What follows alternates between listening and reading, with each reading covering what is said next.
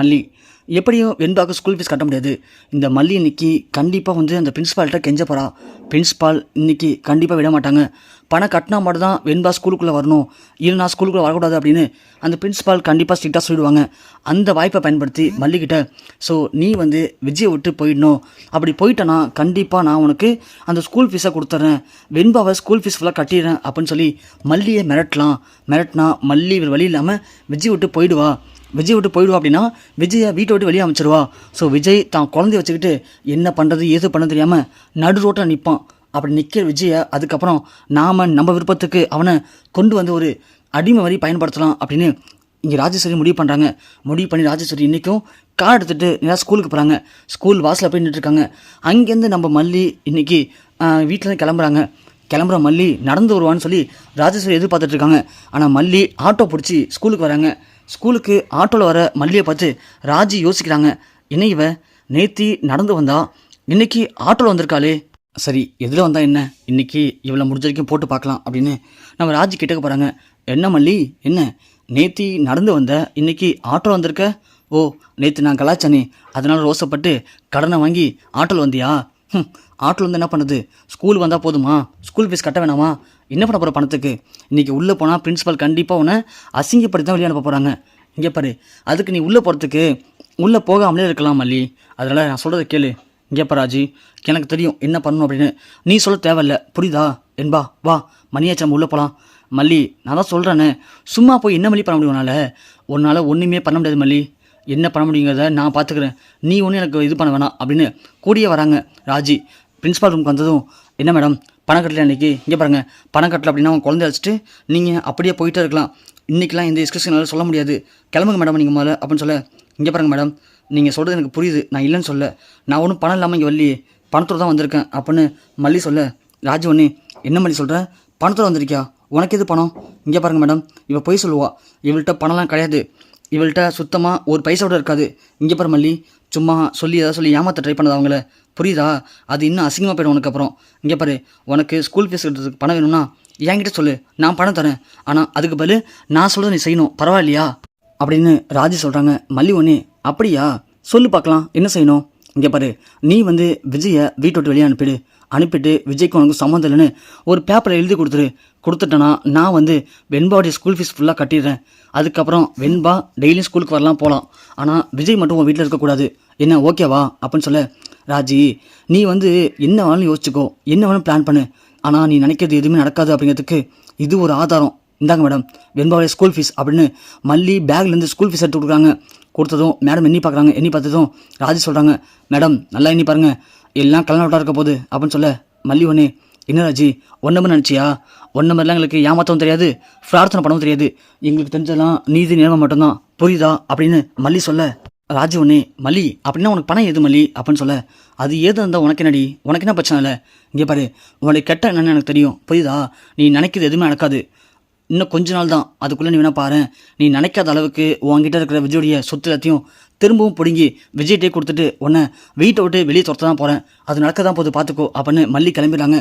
ராஜிக்கு ஒன்றுமே புரியல, இந்த மல்லிக்கு பணம் எது, எங்கேருந்து வந்திருக்கு பணம், ஆட்டோவில் வரா, ஸ்கூல் ஃபீஸ் கட்ட போகிறா, அதுவும் இல்லாமல் ரொம்ப திமிரா பேசிட்டு போகிறா, அப்படின்னா இவளுக்கு யார் பணம் தரா, ஒன்றுமே புரியலையே அப்படின்னு ராஜி யோசிக்கிறாங்க. யோசிச்சுக்கிட்டே காரில் போகும்போது வழியில் நம்ம நாகுவை பார்க்குறாங்க. நாகுவை பார்த்ததும் ராஜிக்கு ஒரு ஐடியா, உடனே வண்டியை நிப்பாட்டவும் நாகு ஒன்று, யார் அது காரை கொண்டு வந்து நம்ம முன்னாடி நிப்பாட்டுறாங்க அப்படின்னு குனிஞ்சு பார்க்குறாங்க. பார்த்தா ராஜி கார் விட்டு இறங்குறாங்க. ஓ நீங்களா அப்படின்னு நாகு சொல்ல, இன்னும் நாகு எங்கே போய்ட்டு வர, கடைக்கு போய்ட்டு வரியா? ஆமாம் கடைக்கு தான் போய்ட்டு வரேன். ஏன் எது கேட்குறீங்க இப்போது? இன்னும் நாகு கோச்சிக்கிற, அதுவும் வெயிலில் நடந்து வந்துட்டுருக்க, கொடை கூட எடுத்து வர்றான்ல, கொடையா எங்கே எடுத்து வருது, அவர் சம்பாதிக்கிறதுக்கு குடம் ஒன்று தான் எனக்கு கேடு அப்படின்னு சொல்லுவோம்.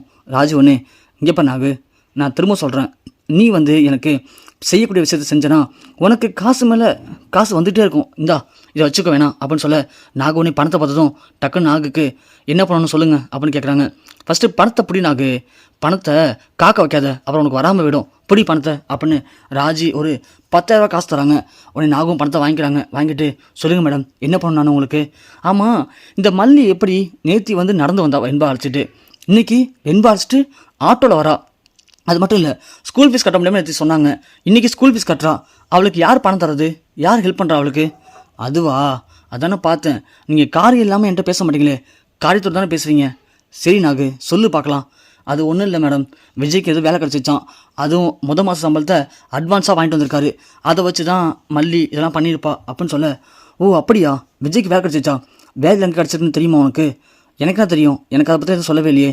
இங்கே பண்ணாகு அங்கே என்ன நடக்குது, ஏது நடக்குது, விஜய் எங்கே வேலைக்கு போயிருக்கான், யார் வேலை கொடுத்தது அப்படிங்கிறத அப்பப்போ நான் கேட்கும் போதெல்லாம் நீ எனக்கு அப்டேட் பண்ணிட்டே இரு. நீ அப்டேட் பண்ண இதே மாதிரி கை மேலே காசு உனக்கு வந்துகிட்டே இருக்கும், என்ன சரியா அப்படின்னு சொல்லிட்டு ராஜி கிளம்பிடுறாங்க. நாகு பணத்தை எடுத்து யோசிச்சிட்டே போகிறாங்க. என்ன இது, இவ இப்படி சொல்லிட்டு போகிறாளே, அன்றைக்கி தான் புருஷன் ஹாஸ்பிட்டலில் கஷ்டப்படும் போது அன்னைக்கு பணம் தராமல் பிளாக்மெயில் பண்ணான். ஆனால் இன்றைக்கி அவளுக்கு ஒரு விஷயம் வேணும் அப்படிங்கும்போது கை நிறைய காசை கொடுத்துட்டு அவ்வளோ நம்மள்கிட்ட பேசிட்டு போகிறா. இவன் நல்லவா கிடையாது அப்படிங்கிறது நல்லாவே தெரியும். ஆனால் பணம் கிடைக்கிது அப்படின்னு நாம் மல்லிக்கு துரோகம் பண்ணலாமா அப்படின்னு நாகு வீட்டில் போய் யோசிக்கிறாங்க. பணத்தை வச்சு யோசிச்சுட்டு இருக்கும்போது மல்லி பார்த்துறாங்க. அண்ணி ஏது நீ பணம் உங்களுக்கு அப்படின்னு கேட்க நாகு திட்டுன்னு முடிக்கிறாங்க. அப்புறம் நாகு மனசு ஃபுல்லாக ஓடிட்டுருக்கு. மல்லிக்கு தெரிஞ்சு போச்சு நாகு ஏதோ பித்தலாட்டம் பண்ணுறாங்க அப்படின்னு. அண்ணி சொல்லுங்கள் நீ ஃபோர்ஸ் பண்ணி கேட்க நாகு ஒன்று என்னை மன்னிச்சிரு மல்லி, அந்த ராஜேஸ்வரியை வெளில பார்த்தேன், இந்த பணத்தை கொடுத்துட்டு உனக்கு எப்படி இன்றைக்கி ஸ்கூல் ஃபீஸ் கிட்ட பணம் வந்துச்சு, விஜய்க்கு யார் வேலை கொடுத்தது, விஜய் எங்கே வேலைக்கு போகிறான் அப்படிங்கிறத எனக்கு விசாரிச்சு சொல்லு, உனக்கு இன்னும் நிறையா பணம் தரேன்னு சொன்னான். நான் பழைய நாகுவாக இருந்தால் கண்டிப்பாக அதை வாங்கிக்கிட்டு எல்லாத்தையும் சொல்லியிருப்பேன். ஆனால் நான் இன்றைக்கி திருந்துட்டேன். இதுக்கப்புறம் நான் யாருக்கும் துரோகம் பண்ண விரும்பலை. அதனால தான் உன்கிட்ட சொல்லிடுற மல்லி, என்னை மன்னிச்சிரு மல்லி, இந்த காசு நல்லா அந்த நேரத்தில் வேணான்னு சொல்ல முடியல, அதுக்காக வாங்கிட்டு வந்துட்டேன் அப்படின்னு சொல்ல, பரவாயில்ல அண்ணி, அட்லீஸ்ட் இப்பயாவது நீங்கள் மனசு மாறினீங்களே, நீங்கள் பட்டு மனசு மாறாமல் எங்களுக்கு துரோகம் பண்ணியிருந்தீங்கன்னா கண்டிப்பாக விஜயால் தாங்கிக்க முடியாது அண்ணி, ரொம்ப நன்றி அண்ணி அப்படின்னு சொல்ல, சரி மல்லி இப்போ அவள் ஃபோன் அடிப்பாள், அடிச்சு என்ன சொல்கிறது அப்படின்னு கேட்கும்போது கரெக்டாக ராஜி ஃபோன் பண்ணுறாங்க. உடனே மல்லி சொல்கிறாங்க, இங்கே பாருங்க அண்ணி, நீங்கள் என்ன சொல்கிறீங்க, நான் நேரில் வரேன் அப்படின்னு சொல்லுங்கள், சொல்லிவிட்டு மீதி அப்புறம் பேசிக்கலாம் அப்படின்னு சொல்லவும் உடனே ராஜி ஃபோன் அட்டன் பண்ணுறேன். நாகு என்ன நாகு என்னாச்சு, விசாரிச்சியா? விசாரிச்சேன் மேடம், நான் நேரில் வந்து ஹோட்டலேருந்து சொல்கிறேன் அப்படின்னு சொல்ல, ஓ நேரில் வரியா, சரி வா நான் இப்போ வெளில இருக்கேன், நீ வீட்டுக்கு வந்து நான் வந்துடுறேன் அப்படின்னு ராஜி சொல்கிறாங்க. உடனே நாகு வீட்டுக்கு போகிறாங்க. வீட்டுக்கு போய் பார்த்தா வீட்டில் யாருமே இல்லை. மல்லி கால் பண்ணுறாங்க, மல்லி இங்கே வந்துட்டேன், இங்கே வீட்டில் யாரும் இல்லை, இப்போ நான் என்ன பண்ணேன் அப்படின்னு சொல்ல, அண்ணி நான் சொல்ல மட்டும் தெளிவாக கேளுங்க, நேராக ரூமுக்கு போங்க, என் ரூமுக்கு பக்கத்தில் ராஜி ரூம் இருக்குல்ல அங்கே போங்களேன். மல்லி ஏன் மல்லி நீங்கள் போங்க சொல்கிறேன் அப்படின்னு சொல்லி போகிறாங்க. பார்த்தா இங்கே மல்லி ரூமுக்கு பக்கத்து ரூமில் ரஞ்சிதா இருக்காத நாகு பார்த்துறாங்க. மல்லி இவ இருக்கா ரஞ்சிதா இருக்கா, அந்த ரூமை தாப்ப போடுங்க அப்பனா அப்படின்னு சொல்ல, பொறுமையாக நாகு கதவு மூடி தாப்ப போடுறாங்க. போட்டதும் உடனே இங்கே மல்லி சொல்கிறாங்க, அடுத்த ரூமுக்கு போங்க, அதான் ராஜ் ரூம். வந்துட்டேன் மல்லி, அந்த ரூமை கதவு திறந்துட்டேன், பீரோல் இருக்கா? இருக்குது. சாவி பக்கத்தில் செல்ஃபாக இருக்கும் பாருங்க. ஆமாம் இருக்குது மல்லி, சாவி எடுத்து பீரோல் திறந்துட்டேன் மல்லி, உள்ளே பாருங்கள் பீரோவில் ஒரு பத்திரம் இருக்கான்னு பாருங்களேன் அப்படின்னு சொல்ல, தேடினா அதில் ஒரு பத்திரத்தில் விஜய் கையெழுத்துப்பட்டது இருக்குது. ஆமாம் மல்லி, விஜய் கையெழுத்துப்பட்ட பத்திரம் இருக்குது, அந்த பத்திரத்தை எடுத்துகிட்டு கீழே வாங்க அப்படின்னு சொல்ல, கீழே வராங்க. கீழே வரவும் அந்த ராஜி வந்துட்டா, ஐயோ ராஜி வந்துட்டா மல்லி அப்படின்னு சொல்ல, அப்படின்னா அந்த பத்திரத்தை உடனே கிழிச்சிருங்க அண்ணி அப்படின்னு சொல்ல, நாகு ஒன்று ஏன் மல்லி நான் சொல்கிறது கேளுங்க அண்ணி அப்படின்னு சொல்லுவோம். நாகு பத்திரத்தை கிழிக்கிறாங்க. ராஜி பார்த்துறாங்க, ஏய் நாகு என்னடி அது அப்படின்னு சொல்லி மேலே ஓடி வராங்க. உடனே நாகு சொல்கிறாங்க, மல்லி அந்த ராஜி ஓடி வரா, நீங்கள் ஃபுல்லாக கிளிங்க மல்லி அண்ணி சொல்கிறேன் நான் அப்படின்னு சொல்லுவோம். நாகு பத்திரத்தை ஃபுல்லாக கிழிச்சிடுறாங்க. ஓடி வந்து ராஜி பார்த்துட்டு, ஏய் என்ன பத்திரம்டி அது அப்படின்னு சொல்ல, இதுவா விஜய் கையெழுத்தப்பட்ட பத்திரம் அப்படின்னு சொல்லவும், ராஜி கடுப்பாய் நாகு பல அற விட்றாங்க. அற விட்டவும் நாகு திரும்பவும் எதிர்த்து போய் நான் அடிச்சு அப்படின்னு கேட்க, ஏன்டி இதை கிழிச்சேன்? மல்லி தான் கிளிக்க சொன்னால் கிழிச்சேன். மல்லி கிளிக்க சொன்னாலா?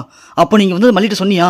ஆமாம் சொல்லிட்டேன் தான், உன்ன மாதிரி துரோகியால் இருக்க முடியாது, நான் திருந்துட்டேன், இதுக்கப்புறம் மல்லிக்கு துரோகம் பண்ண முடியாது அப்படின்னு சொல்ல, அப்படியா உன்னை என்ன பண்ணுறேன்னு பாரு அப்படின்னு ராஜ் நாகுவை போட்டு அடித்து வெளியே இழுத்து வராங்க. அதுக்குள்ளே பார்த்தா மல்லி வந்துடுறாங்க. நாகுவை பிடிச்சி கழுத்து பிடிச்சி சொல்லி தள்ளும்போது மல்லி வந்து கரெக்டாக நாகுவை பிடிச்சிடறாங்க. பிடிக்கவும், என்னடி என்ன திட்டம் போட்டு உங்கள் அண்ணி அனுப்பி எனக்கு துரோகம் பண்ணுறியா அப்படின்னு கேட்க, இங்கே பாரு ஒன்றுமே துரோகம் பண்ணுறதுக்கு யாராலையும் முடியாது, எதுக்கு இப்போ எங்கள் அண்ணி விட்டு வெளியே அனுப்பிச்சா? இது என் வீடு, எதிரி உன் வீடு, விஜய் போட கையெழுத்து போட்ட பதத்தை எங்கள் அண்ணி கிழிச்சிட்டாங்க, இதுக்கப்புறம் விஜய் போட்ட கையெழுத்து செல்லாது, அப்படி இருக்கும்போது இந்த சொத்து எல்லாமே விஜய்க்கு தான் சொந்தம், அப்படின்னா அந்த வீடு விஜய்க்கு தான் சொந்தம், ஒழுங்கு மனித வீட்டு வெளியே போடி அப்படின்னு மல்லி சொல்லவும் ராஜி சமஷாக்காக வராங்க. இங்கே அப்புறம் மல்லி வேணாம், தேவையில்லாமல் என்ன என் பொறுமை சோதிக்காத, நான் அப்புறம் மனுஷா இருக்க மாட்டேன், நீ இப்போ மட்டும் மனுஷா அப்படி இருக்க, நீ மனுஷன், நீ முதல்ல இங்கே பாரு ஒழுங்கு மரியாதை வெளியே போயிடு, இல்லைனா இப்போயே போலீஸுக்கு கால் பண்ணி உன்னை உண்டில் ஆக்கிடுவேன், ஏன்னா சொத்து எல்லாமே இப்போது விஜய் பேரில் தான் இருக்குது அப்படின்னு மல்லி ராஜியை பிடிச்சி கழுத்தை பிடிச்சி வெளியே தள்ளுறாங்க. நாகுவை பார்த்து, ரொம்ப நன்றி அண்ணி, நீங்கள் மட்டும் அந்த பத்தத்தை கிளிக்காமல் வந்தீங்கன்னா கண்டிப்பாக விஜய் காலத்துக்கும் அதே வீட்டில் கஷ்டப்பட்டுருப்பாரு, ஆனால் நீங்கள் பண்ண உதவியால் இன்னைக்கு சொத்து எல்லாம் திரும்பவும் விஜய் பேருக்கு வந்துருச்சு, ரொம்ப நன்றி அண்ணி அப்படின்னு மல்லி நாகுக்கு நன்றி சொல்கிறாங்க. நாகு வச்சு மல்லியை கவுக்கலாம் அப்படின்னு திட்டம் போட்ட ராஜுக்கு அதே நாகு மூலயமா மிகப்பெரிய அடி விழுந்து ஒட்டுமொத்த சொத்தையுமே இழந்துட்டு இப்போது திரும்பவும் நடுத்தருக்கு வராங்க நம்ம ராஜேஸ்வரி.